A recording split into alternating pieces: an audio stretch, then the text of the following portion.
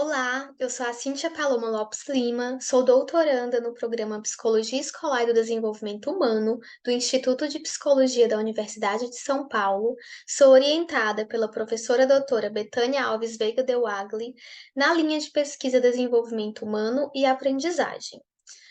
Vou apresentar para vocês, então, a minha pesquisa de doutorado. Ela é intitulada Construção e Validação de um Instrumento para Avaliação de Problemas Comportamentais e da Cognição Social de Crianças em Idade Escolar. Então, que seriam problemas de comportamento, né? Ao longo do desenvolvimento, as crianças elas apresentam competências e dificuldades, né? Essas dificuldades de desenvolvimento é o que a gente chama de problemas de comportamento, né? Então, são dificuldades que ao longo do desenvolvimento da criança podem causar dificuldades tanto sociais como emocionais, e isso impactar no desenvolvimento de forma negativa dessa criança, até mesmo sendo um transtorno, né, psicológico, como que é trazido pela Associação de Psiquiatria Americana, a APA, no Manual de Transtornos Mentais, né, o DSM-5. Então, esses problemas de comportamento, eles podem afetar, né, e costumam afetar de forma negativa o desenvolvimento dessas crianças. Segundo os pesquisadores Akinbeck e Rescorla, existem três tipos de problemas comportamentais. O primeiro é o tipo externalizante, ou seja, são problemas que a criança externaliza diretamente no meio, né? Então, são problemas que chamam a atenção. Por exemplo, são aqueles comportamentos que podem envolver agressividade, né, tanto física como também verbal, e também violação de regras, né, aquela criança que não obedece regras e nem figuras de autoridade, como os próprios pais ou professores. E entre esses dois tipos de comportamento, a agressividade e a violação, podem entrar comportamentos como mentira, né, roubar, destruir objetos de si ou de terceiros, bater nos outros colegas, em familiares, né, gritar, enfim, são comportamentos que realmente chamam a atenção porque eles são expressos diretamente no meio ambiente. São diferentes dos problemas de comportamento internalizantes, né? Que, como o próprio nome já diz, eles são internos. Então, são comportamentos caracterizados, por exemplo, como retraimento, né? Aquela criança que é mais reclusa, ansiedade, depressão, queixas somáticas, ou seja, quando a criança ela não expressa o que está sentindo, e isso acaba se somatizando no corpo da criança, né? Então, a criança tem uma dor de cabeça, tem dores frequentes de estômago. Então, essas são as queixas somáticas. E também pode ser caracterizado por comportamentos de fobias, né? Então, a criança acaba tendo muitos medos, né? E isso acontece justamente porque elas não expressam esses comportamentos, né? Ficam mais reclusas. Então, são aquelas crianças que são mais quietinhas, não te chamam tanto a atenção. Mas isso não significa que elas não estejam passando por um problema. E o outro tipo de problema de comportamento é caracterizado como outros, né? Ou seja, são comportamentos que nem podem ser classificados como externalizantes e nem internalizantes. Como, por exemplo, os transtornos, né? Os problemas de atenção. E dentre essa esfera, tem uma área da psicologia que ela é recente, ela surgiu na década de 70, que é a cognição social, que é então uma abordagem que ela está relacionada com as operações mentais, e ela surge então como o objetivo de compreender e explicar a forma que as pessoas se percebem e percebem as outras, e como essa forma, essas percepções possibilitam explicar, prever e orientar o comportamento social, né? E ela surge na investigação da psicologia social e depois passa a ser integrada também pelo campo da psicologia cognitiva. Já recentemente, a cognição social também está sendo investigada pela área das neurociências. Então, nessa tríade, né, de psicologia social, psicologia cognitiva e neurociências, a cognição vem sendo estudada. Dentre os construtos que fazem parte da cognição social, a gente tem a teoria da mente, que é a habilidade de você inferir o estado mental do outro, ou seja, é a capacidade que a gente utiliza para prever relações entre os estados internos e externos dos nossos pares sociais, né? Então, através da teoria da mente, é possível ler as linguagens corporais e predizer os comportamentos. Então, por exemplo, é essa capacidade que eu tenho de saber quando uma pessoa está mentindo, quando uma pessoa está sendo sarcástica comigo, está fazendo uma piada, da mesma forma como eu consigo realizar esses comportamentos. Um outro construto que está relacionado com a cognição social é a empatia, que seria então essa habilidade de se colocar no lugar do outro, de conseguir compreender os pensamentos do outro, né, as intenções do outro, essa capacidade mesmo de quando, mesmo que o outro ele faça algo que me frustre, eu entendo que ele é assim, né? E eu então aceito, né? Aceito os seus pensamentos, as suas intenções e os seus comportamentos da forma como essa pessoa é. Um outro construto que é muito importante na cognição social é a autorregulação emocional, né? Essa capacidade de conseguir regular suas próprias emoções. Muito importante, por exemplo, para essas crianças que têm problemas de comportamento. Se elas conseguem regular essas emoções, então elas conseguem, por exemplo, canalizar um sentimento, né, uma emoção de uma forma que não machuque a outra criança, por exemplo. E o meu estudo, então, ele parte do seguinte problema, né? Crianças em idade escolar, entre 8 a 12 anos de idade, possuem capacidade para responder perguntas sobre seus comportamentos de forma clara e fidedigna? Há diferenças entre gêneros, raças, etnias e estado socioeconômico dessas crianças? E o meu objetivo, então, é construir e validar uma escala para avaliação de problemas comportamentais e da cognição social para essas crianças de 8 a 12 anos de idade.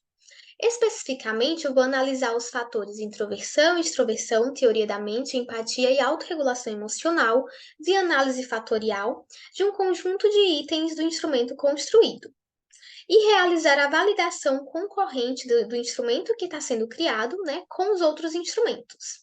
Que os que foram escolhidos foi o Child Behavior Checklist e a escala multidimensional de reatividade interpessoal de Davis.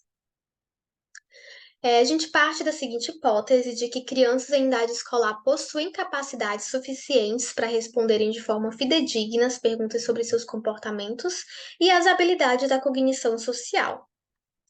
A minha pesquisa, então, ela é do tipo quantitativa, exploratória, descritiva e de corte transversal, e serão feitos dois estudos.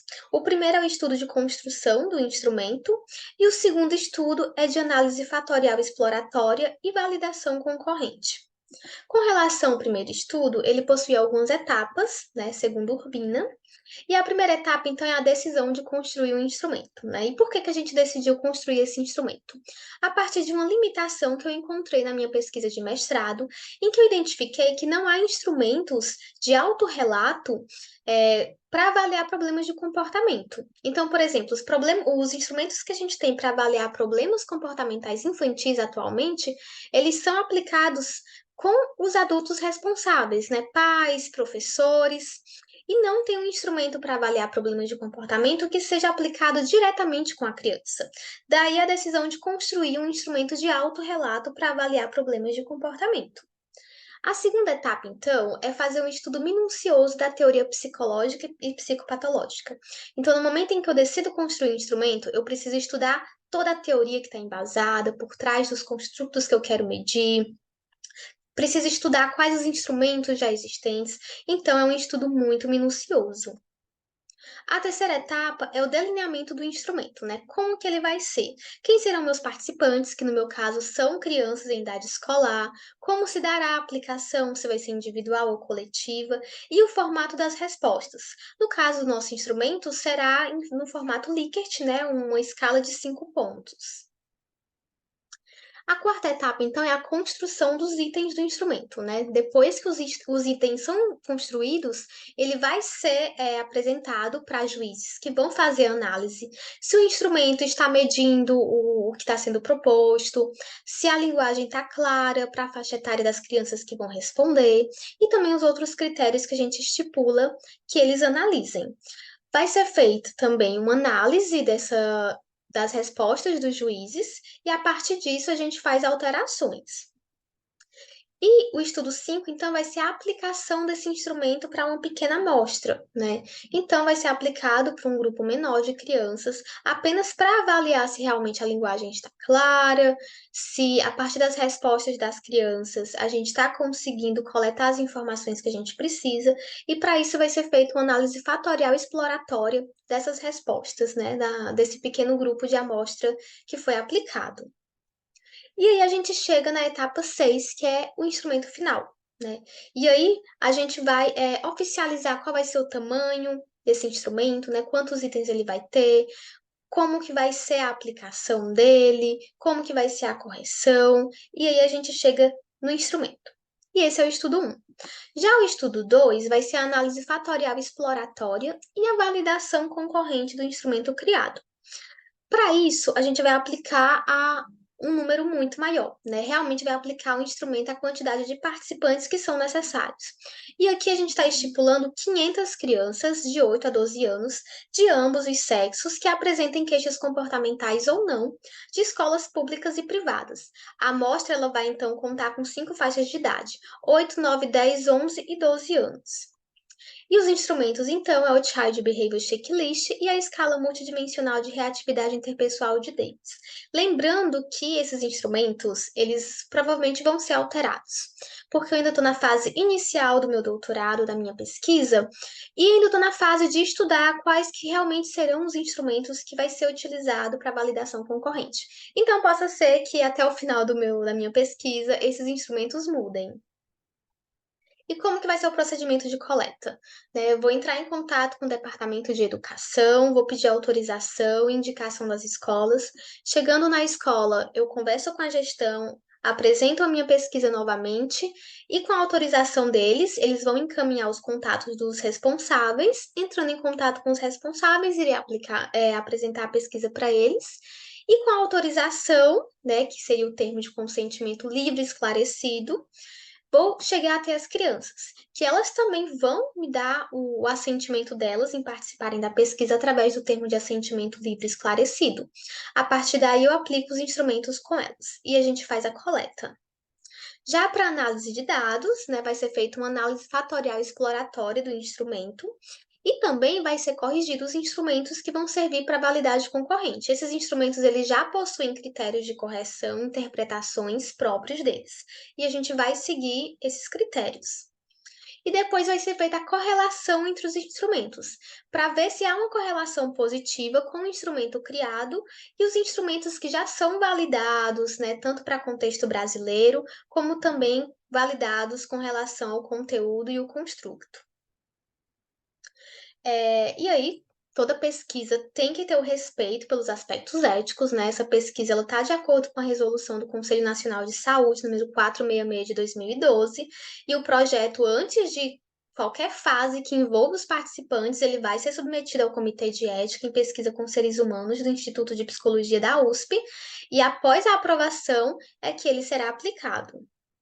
Como ele ainda está no início esse projeto, a gente ainda não tem resultados, mas a gente tem alguns resultados que a gente espera conseguir. O primeiro é que o nosso instrumento ele tem propriedades psicométricas satisfatórias, né? Então, que ele realmente meça aquilo que a gente está querendo, né, está se propondo a medir, que ele contribua para a detecção precoce de problemas comportamentais e de fatores sociocognitivos, para que assim ele possa auxiliar na esfera educacional e nos processos de aprendizagem das crianças, bem como ele também colabore com pesquisadores e profissionais da saúde, né? Então, seja um instrumento que possa colaborar, né? Mais um instrumento de pesquisa e mais um instrumento para auxiliar os profissionais da saúde. Essas são as referências que eu abordei ao longo da minha apresentação. Agradeço muito a atenção de você. Deixo o meu contato caso alguém queira trocar figurinhas, né, manter um diálogo, conversar um pouco mais sobre essa temática, vai ser um prazer. Então é isso, muito obrigada.